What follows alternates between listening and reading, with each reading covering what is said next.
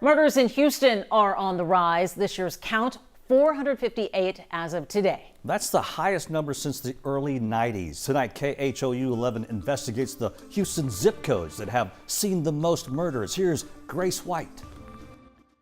This is what you call a high crime area. Walk a neighborhood with Reggie Gordon, and you can hear his passion. We must all get involved. He himself spent time in prison and now is a community activist. It's been a big pet peeve of how do we bring these kind of violent behaviors on senseless crime to a halt. But before you can stop crime, you have to understand where it's happening.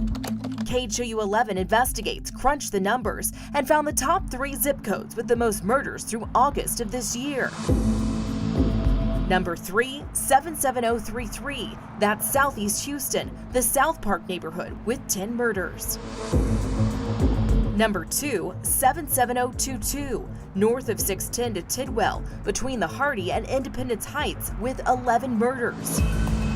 And number 1, 77036. It includes Sharpstown and Chinatown, also with 11. And this is the highest murder rate we've seen since the 90s, is that correct? It is. Belinda Knoll is an assistant chief for Houston Police. Compare what we're facing now to what we're facing back then. I think you can't really compare the two. Back in the 90s, I think we were dealing a lot with narcotics-related murders, cartel, those types of murders. This year, particularly, we've seen an increase in family violence, gang crimes, and robberies.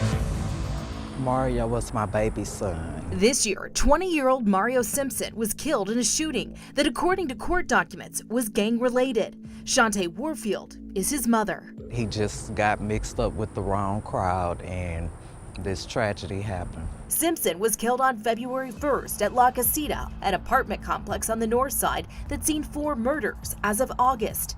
Houston police are still looking for the suspect charged with Simpson's murder, 28-year-old Patrick Greene. I just miss my son dearly. And I do not want another family to go through and feel what I'm feeling. The gun violence in these certain areas. Gordon doesn't want any other families to lose a loved one either. It's why he advocates for change, a way to reach young people and break the cycle of violence, something he calls trauma-informed care. And the only way we're gonna do that, we got to be able to have people that's trained, that can address to deal with conflict and know how to deal with trauma and see the person as who they are, meet them where they at, and deal with the problem that they're dealing with. Gordon says resources are key, but so is being consistent. And curbing crime, he says, isn't about one neighborhood.